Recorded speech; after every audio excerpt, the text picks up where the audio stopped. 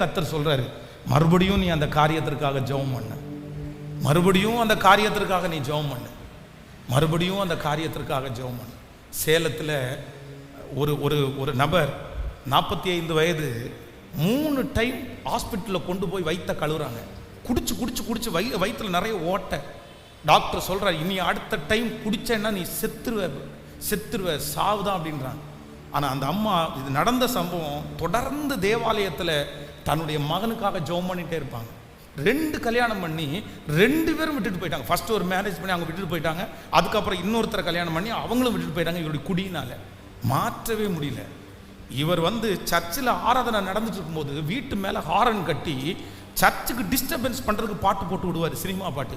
அவ்வளவு மோசமான மனுஷன். பாஸ்டர்கிட்ட போயிட்டு அவங்க அம்மாவுடைய பேரை சொல்லி, அவளை வெளியே அனுப்புறியா இல்லையா, அவளை இப்போ வெளியே அனுப்பலைன்னா என்ன பண்ணுறான் பாருன்னு சொல்லிட்டு சர்ச்சு நடந்துட்டு இருக்கும்போது சத்தம் போடுற ஆள். ஆனால் இந்த அம்மாவுடைய ஜெபம் இல்லை, என் பையன் மாறுவான், என் பையனை ஆண்டவர் மாற்றுவார். திடீர்னு கஞ்சா குடிச்சிட்டு இருக்கும்போது ஸ்ட்ரோக் படுத்த அங்கே டீ கடையிலேயே கை கால் 2மே வராமல் போயிடுச்சு. ஃப்ரெண்ட்ஸ் எல்லாம் தூக்கிட்டு வீட்டுக்குள்ளே போட்டு அவன் போயிட்டான். ஒரு தனி அறையில் படுத்து கிடக்கிறாரு. இனி வாழ்க்கையே இல்லை. 2 கை காலும் விளங்கலை. வீட்டுக்குள்ளே இருக்கிற பாத்ரூம் கூட்டி போகிறதுக்கு அம்மாவால் தூக்க முடியாது.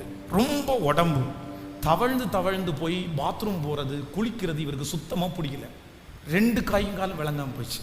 எப்படி இப்படி ஆகுறதுன்னு சொல்லி ஒரு சின்ன குழந்தைய கூப்பிட்டு, அரளி விதை இருக்குது பாருங்களேன், கிராமம், கொஞ்சம் பொறிச்சிட்டு வா, உனக்கு சாக்லேட் வாங்குறதுக்கு பணம் கொடுக்குறேன்னு பணம் கொடுத்து அந்த புள்ள அரளி விதையை எடுத்துகிட்டு வந்தா, இவரே தவழ்ந்து போய் அம்மியில் வச்சு நல்லா கரைச்சி குடிச்சிட்டு, இதுக்கு மேலே இந்த உலகத்தில் வாழ மாட்டேன்னு அவங்க அம்மா ஃபாஸ்டிங் ப்ரேயருக்கு போகும்போது இந்த வீட்டில் இந்த வேலை நடக்குது. ஃபுல்லாக குடிச்சு படுத்துட்டார். 1 மணி நேரம், 2 மணி நேரம், 3 மணி நேரம்.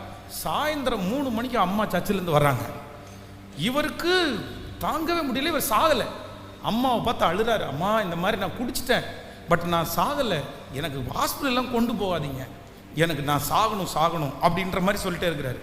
அவர் இருக்கிற ஒரு அறையில் அந்த ரூமை அடைச்சி போட்டிருக்காரு. ஒரு வெளிச்சம் பிரகாசிக்கிறது. நீ எனக்கு பிள்ளை அப்படின்ற ஒரு வார்த்தை வருது. அன்னைக்கு அதே அறையில் முழங்கால் பண்ணிட்டாரு.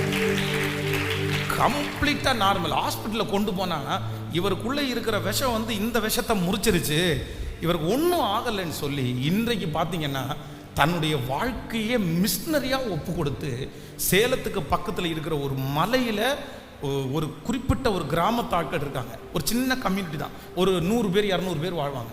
அவங்களுடைய வாழ்வாதாரம் வித்தியாசமாக இருக்கும். அந்த இடத்துல ஆண்டவருடைய ஊழியத்தை இங்கே இருந்து அரிசி பருப்பு எல்லாம் சுமந்துட்டு போய் அவர்களுக்கு இன்னைக்கு ஒரு ஊழியம் செய்துட்டு இருக்கிறார். கர்த்தர் ஒரு ஊழியக்காரராக கர்த்தர் வச்சிருக்கிறார் அவரை. இது நேரடியாய் நான் பார்த்த சாட்சி, என்னுடைய கண்ணுக்கு முன்னாடி இருக்கிற சாட்சி. ஒரு தாயாருடைய விசுவாசமான ஜெபம், ஒரு தாயாருடைய கமிட்மெண்டான அதை ஃபிக்ஸ் பண்ணின ஜெபம் கர்த்தர் செய்வார்னு அவங்க நியமிச்ச அந்த ஜெபத்திற்கு இன்றைக்கு அவங்க கண்கள் காண தன்னுடைய பிள்ளையை ஊழியக்காரனாய் அவர் நிறுத்த முடியுமானால் நான் நம்புகிறேன். நீங்க ஃபிக்ஸ் பண்ணுங்க, அற்புதத்தை ஃபிக்ஸ் பண்ணுங்க.